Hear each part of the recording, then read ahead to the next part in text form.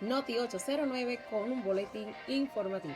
La Unión Europea acordó este jueves que no reconocerá la legitimidad de Nicolás Maduro ante la falta de avances para que las autoridades electorales de Venezuela presenten actas oficiales que puedan acreditar su victoria. En tanto, España planteó al resto de socios europeos la opción de aplicar sanciones contra el régimen, punto que no obstante no cuenta aún la unanimidad necesaria. Un mes después no hay esperanza de que presente las actas. Es demasiado tarde para seguir pidiendo esto. No hay actas ni verificación y lamentamos que no las haya nunca, aseguró el alto representante de la OEA para política exterior, Josep Borrell, en una rueda de prensa tras el encuentro con los ministros de ramo tras la reunión informal celebrada en Bruselas. Boletín de último momento. La esposa de Perkin Rocha, abogado de María Corina, acaba de hacer esta siguiente publicación: que esta madrugada a las 3 de la mañana por mensaje de texto fue informada que su esposo Perkin Rocha había sido presentado en audiencia con asistencia de defensor público, negándosele su derecho a la defensa privada, y le han imputado 5 cargos de terrorismo, traición a la patria, conspiración, asociación para delinquir e instigación al odio. Le han dictado privativa de libertad en el sitio de reclusión sede SEBIN del Helicoide. Aún no han tenido ningún tipo de contacto o comunicación entre ellos, y que se mantiene aislado de familia y abogado, sabiendo que la esposa de Perkin Rocha también es abogado, más a ese se le ha negado un defensor privado que él hubiese podido contratar. Y por tercera vez, la Fiscalía llama a declarar el viernes al opositor Edmundo González, investigado en medio de su denuncia de fraude en las presidenciales del 28 de julio. Advirtió que un desacato implicará una orden de captura. Es la tercera citación que emite la Fiscalía contra el rival del presidente Nicolás Maduro, cuya reelección, proclamada hace un mes, es cuestionada por una parte de la comunidad internacional. Ese jueves, cancilleres europeos pegaron la legitimidad democrática del gobernante chavista. González habló por videoconferencia. En esta reunión, presentar la situación del país, el discurso no fue publicado.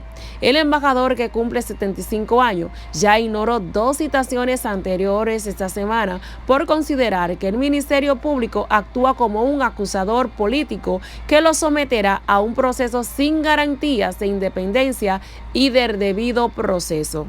Por otra parte, la líder opositora María Corina Machado adelantó que obviamente no va a ir y preguntó: ¿de qué estamos hablando? Lanzó en una rueda de prensa con medios españoles. La Fiscalía advirtió que de no comparecer ante ese despacho fiscal en la fecha antes señalada, se considerará en peligro de fuga y peligro de obstaculización, por lo que se transmitirá la correspondencia orden de aprehensión. Juristas han catalogado el procedimiento de irregular. González Urrutia está en la clandestinidad desde el 30 de julio, cuando apareció por última vez en público. Desde entonces solo se comunica a través de redes sociales. La citación, al igual que las otras, no especifica en calidad de qué fue convocado: imputado, testigo o experto, según la ley venezolana.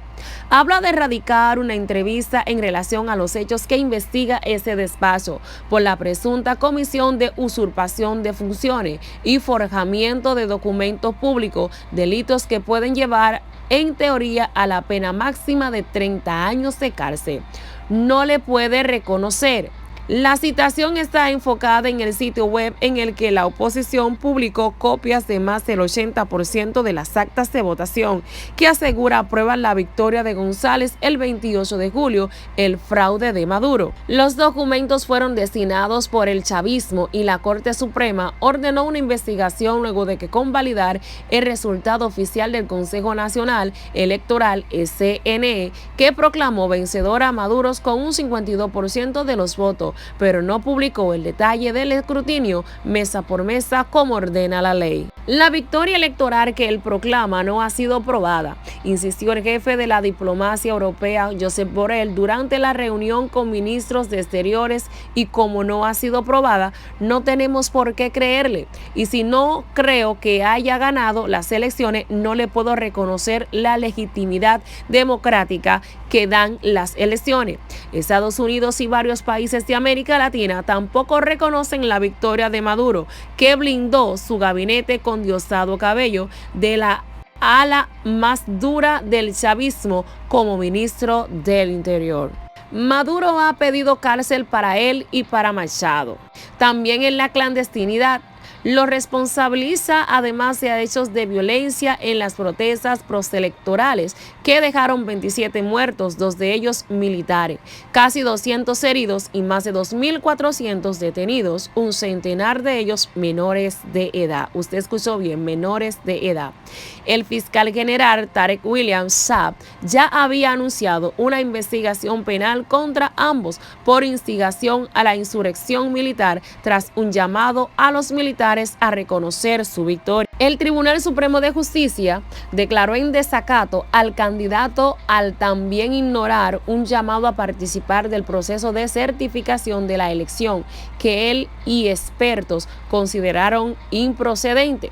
Y Machado alertó de un posible allanamiento de la vivienda de González, invadiendo la casa, la residencia, donde por supuesto él no está porque está resguardado, al igual que yo. Aumenta la presión que están sufriendo nuestras familias, nuestro entorno, lamentó Machado. En otro orden, el subsecretario de Relaciones Exteriores, Nicolás Albertoni, se refirió este jueves a las solicitudes de refugio político por parte de inmigrantes venezolanos y cubanos. Recuerden suscribirse al canal para así seguir creciendo y mantenerlo informado. Somos Noti 809. Ha venido creciendo en los últimos tiempos. Yo diría que después de la pandemia hubo una ola importante, dijo en rueda de prensa consignada por Subrayado, Canal 10, en referencia a la solicitud de refugio por parte de ciudadanos venezolanos. El vicecanciller recordó que no necesitan visa para ingresar al país,